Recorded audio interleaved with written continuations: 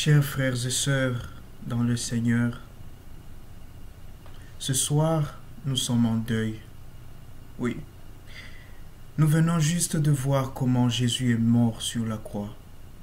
Nous venons de voir notre Maître mourir, être crucifié. Celui que nous avons suivi depuis Gethsémani, quand il a été arrêté. Nous avons marché avec lui jusqu'à Golgotha et nous avons vu comment il a été mis au tombeau. Et maintenant, chacun est chez lui, en train de méditer, en train de pleurer. Ce soir, le monde est en deuil. L'humanité tout entière pleure. Nous pleurons celui qui nous a fait tant de bien. Nous pleurons celui qui nous a aimés, celui qui nous a relevés, celui qui a refusé que nous puissions être traités comme de moins que rien. Nous sommes en train de pleurer ce grand homme. Nous avons vu Jésus être fouetté, être torturé. Nous avons vu des soldats se moquer de lui. Nous avons vu même ses propres frères juifs crier « Crucifie-le ». Il est mort seul, blessé, saignant. Jusqu'à présent, notre douleur est encore vive. Nous sommes assis, confinés, et nous réfléchissons, nous pleurons. Nous nous demandons comment est-ce possible. Seigneur, comment tu as pu laisser faire? Comment tu as laissé ton fils mourir dans ces conditions? Nous pleurons. Mais Jésus nous a rappelé sur son chemin de ne pas pleurer pour lui, mais de pleurer pour nous-mêmes, de pleurer pour nos fautes, de pleurer pour nos péchés. Et ce soir, pour nous réconforter, je veux partager avec vous, chers frères et sœurs, 3 points. 3 points que j'ai en effet constatés en contemplant Jésus sur la croix, en regardant cet homme de douleur, cet homme que tout le monde a cru abandonné de Dieu. J'ai constaté, j'ai regardé et j'ai vu 3 éléments. 3 éléments qui me redonnent espoir et que je veux partager avec vous. 3 éléments qui me font dire, celui qui est mort, il n'est pas mort en vain. En regardant les blessures de Jésus, j'ai constaté qu'il y a 3 choses pour lesquelles Jésus est mort. Jésus est blessé à la tête, Jésus est blessé au cœur et Jésus est blessé dans ses membres. Et en contemplation devant ces blessures, je me suis dit, ce sont mes propres blessures qu'il est en train de porter. Ce sont mes propres plaies qu'il vient de subir. C'est pour moi qu'il a été blessé. C'est pour mes péchés qu'il a porté ces plaies. Et il a porté les plaies de ma tête, les plaies de mon cœur et les plaies de mon corps. Les plaies de ma tête, mes frères et sœurs, ce sont toutes ces plaies qui hantent ma vie d'intellectuel, ma vie de savant, ma vie de professionnel. Ces plaies de l'échec, ces plaies de l'arrogance intellectuelle, ces plaies de la tricherie, ces plaies de la corruption.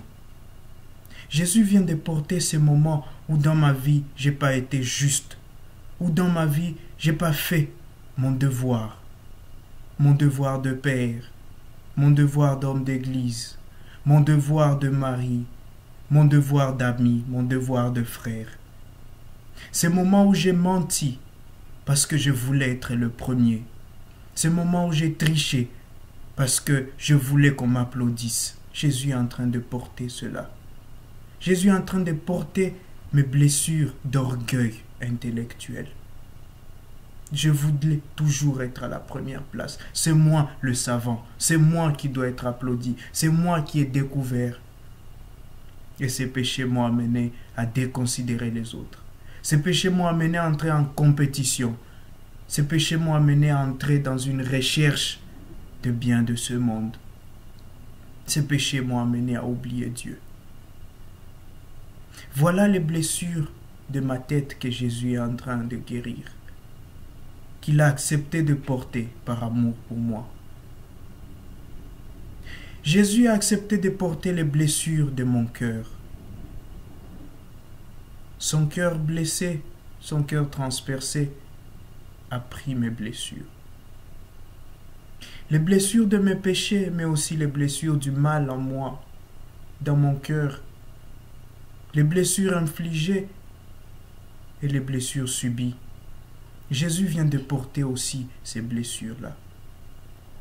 Les blessures de mes péchés de haine, de mes péchés de peur, de mes péchés de manque de pardon. Les blessures de mes péchés, ces péchés que je n'arrive jamais à confesser. Ces péchés d'abandon où je n'ai pas su être présent quand il le fallait. Ces péchés de rejet où je me sens rejeté, où j'ai rejeté des gens. Ces péchés et ces blessures, Jésus les porte.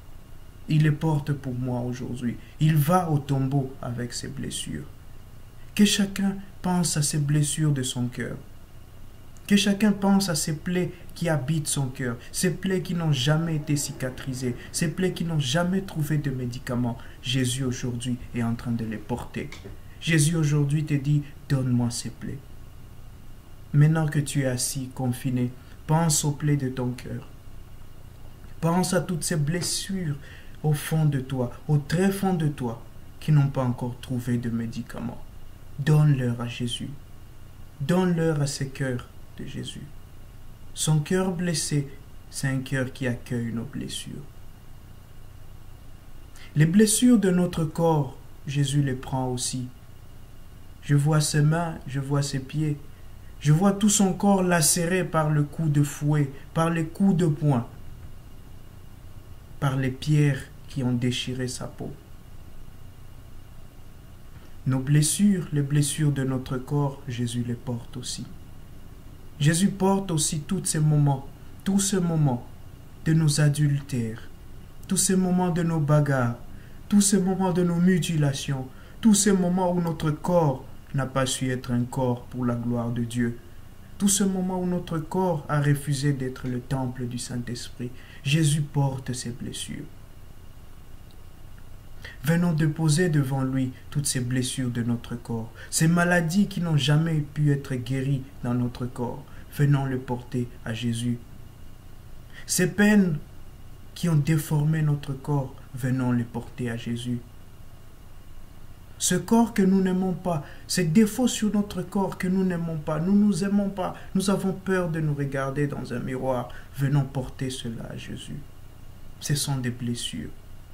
Ce sont des peines, ce sont des mal ou des maux que nous portons. Venons les offrir à Jésus. Aujourd'hui, il est là, il est mort. Mais nous savons que s'il meurt avec ses plaies, s'il meurt avec ses blessures de nos vies, c'est pour que nous revenions, c'est pour que nous devenions nouveaux. C'est pour qu'en revenant, ces blessures ne soient plus les nôtres. C'est pour qu'il les transforme. C'est pour qu'il nous transforme.